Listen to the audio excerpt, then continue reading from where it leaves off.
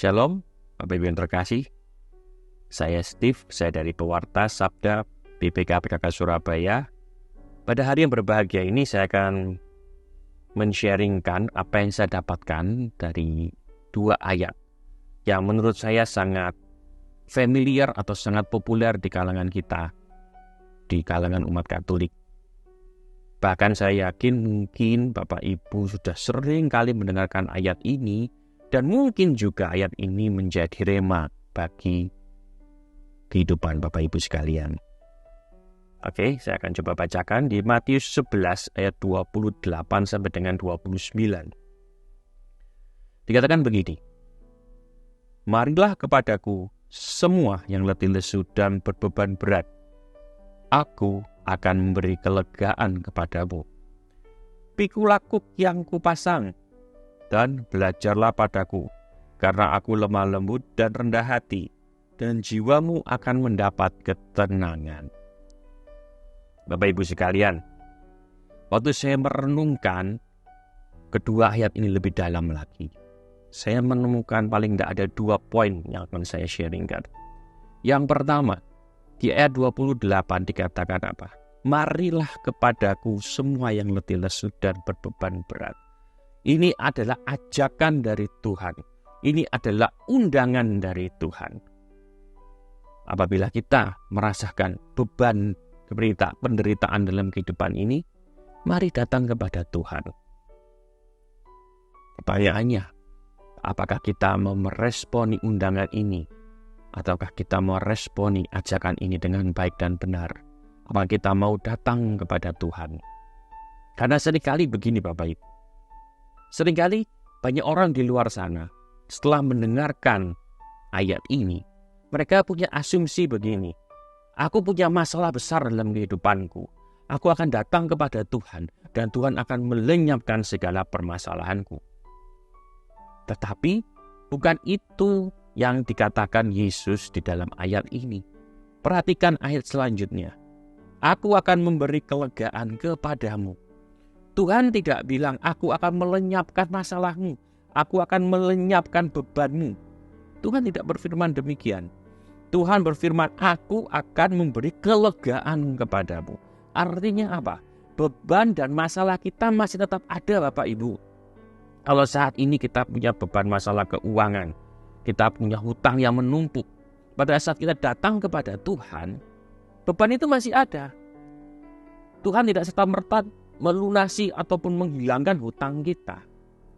Misalnya ini Bapak Ibu, contoh lain, bapak-bapak di sini yang mungkin punya masalah dengan istrinya, pada saat datang kepada Tuhan, tidak serta-merta istrinya tiba-tiba lenyap. Tidak seperti itu. Istri Anda akan tetap ada di samping bapak-bapak yang ada di sini. Permasalahan tetap ada. Demikian pula mungkin masalah yang lain, masalah dengan anak, masalah dengan mertua, masalah itu tetap ada. Tapi perbedaannya apa Bapak Ibu? Pada saat kita datang kepada Tuhan, kita akan merasa lega meskipun kita punya masalah. Kita akan merasa plong, dikatakan letih lesu. Kita tidak akan merasa letih dan lesu lagi. Pada saat apa? Pada saat kita menghadapi atau memikul beban itu. Itu adalah yang saya sharingkan untuk ayat yang pertama.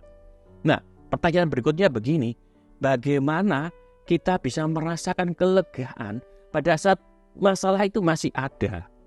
Caranya ada di ayat yang kedua. Di ayat yang ke-29 dikatakan, pikulah kuk yang kupasang dan belajarlah padaku. Bapak Ibu tahu kuk itu apa? Kuk itu adalah suatu benda yang ditaruh, yang bisa terbuat dari kayu, ditaruh di leher atau di pundak dari hewan, apakah itu kerbau atau kuda, yang fungsinya apa? Agar mereka dapat menahan beban dan menariknya. Ya, itu adalah kuk.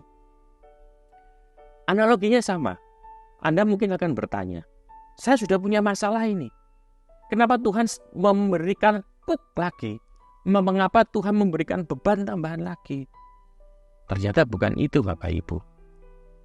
Kalau saya baca dengan versi Inggris, ya, dengan versi King James Version ataupun New International Version, jadi bahasa Inggris, terjemahan bahasa Inggris dari ayat ini, dikatakan begini, "Take my yoke upon you and learn from me." Take my yoke. My yoke berarti adalah kepunyaan Tuhan. Kuk kepunyaan Tuhan. Artinya di sini apa? Artinya di sini kuk itu adalah punyanya Tuhan, bukan punya kita. Tuhan memberikan kuknya, artinya Tuhan berjalan beserta kita, Tuhan berjalan menyertai kita, sehingga kita bisa merasa lega. Nah, apa yang harus dilakukan berikutnya? Setelah kita berjalan bersama Tuhan, dan kita berjalan, Tuhan menyertai kita, kita harus belajar padanya. Apa artinya belajar padanya? Kita harus belajar hidup lurus, kita harus belajar hidup baik dan benar di hadapannya dengan belajar firman-firmannya. Nah, Bapak Ibu, sebagai analogi supaya kita gampang membayangkan, kalau kuk dipasang di kedua binatang gitu ya, dua hewan, anggap aja kerbau lah ya. Biasanya kerbau yang lemah atau yang junior ataupun yang masih kecil itu akan dipasangkan dengan kerbau yang sudah dewasa ataupun sudah senior ataupun yang sudah kuat. Tujuannya apa? Agar mereka bisa belajar dari yang kerbau yang lebih kuat ini. Dan beban yang mereka pikul tidak akan menjadi sangat berat. Karena apa? Dipikul oleh yang besar juga. Mungkin sebagian besar dipikul oleh yang besar juga atau yang senior. Sama dengan kita ini analoginya Bapak Ibu. Dan perhatikan lagi, kalau kerbau yang masih junior itu berjalan semaunya dia sendiri, dia tidak mengikuti jalan yang senior, yang sudah kuat itu, apa yang terjadi? Yang satu jalannya mau lurus, satunya mau ke kiri dan ke kanan. Maka jalan akan berat. Betul ya? Jalan akan berat. Jalan akan seakan-akan berbeban sangat berat dan akan menimbulkan apa? Kecapean fisik. Nah, itu yang terjadi. Seringkali kita manusia melakukan hal itu. Kita punya beban. Tuhan sudah mengatakan, "Aku akan menyertai engkau. Belajarlah daripadaku." Tapi dalam kehidupan kita masih berjalan dengan pikiran kita sendiri. Kita tidak mau belajar dari Tuhan. Kita tidak mau berjalan sesuai dengan firman Tuhan. Sehingga apa? Tambah berat Bapak Ibu. Perjalanan kehidupan kita akan semakin berat. Seakan-akan semakin berat. Karena apa? Kita berjalannya ke kanan dan ke kiri, tidak lurus bersama Tuhan. Oleh karena itu Bapak Ibu yang terkasih, biarlah pada saat ini, mari kita semua yang berbeban berat, yang harus kita lakukan adalah apa? Pertama, datang kepada Tuhan. Terima ajakan dari Tuhan ini. Lalu apa kedua? Terima kuk. Pasang kuk. Mengatakan apa? Tuhan, aku mau berjalan bersamamu. Aku mau belajar bersamamu tuh. Sangkal diri dan mengikuti Yesus. Maka segala permasalahan kita dapat kita selesaikan dengan baik. Meskipun begitu banyak macam halangan, tetapi bersama Tuhan kita akan berjalan dengan penuh kelegaan dan sukacita. Mari kita berdoa.